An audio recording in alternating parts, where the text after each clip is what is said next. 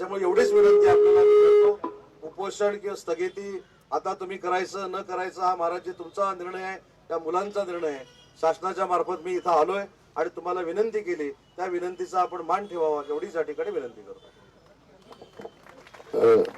जरा थोडं थोडं मुलांना जागा देते दादा जरा थोडं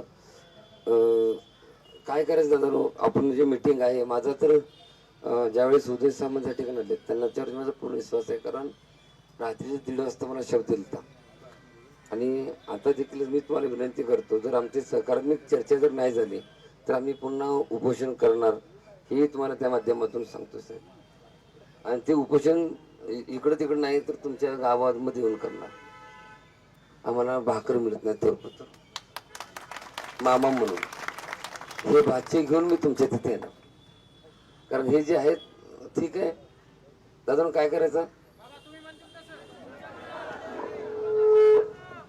मी 15 दिवसाची त्यांनी आपल्या वेळ मागितलेले, त्यांनी वेळ 100% घेतील.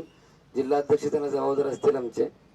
आणि त्यानंतर मला यांचा विश्वासच आहे, माझं काही सावंत साहेबांच्यावर माझा गैरविश्वासचा विषय नाही, कारण 2000 कोटी घेतलोय मी. जर तालुक्याला 64 गावाला पाणी दिले तर रात्रीच्या 12-1 वाजता पाण्याची जाणीव असली पाहिजे आणि ती जाणीव मी त्यामधला माणूस आहे.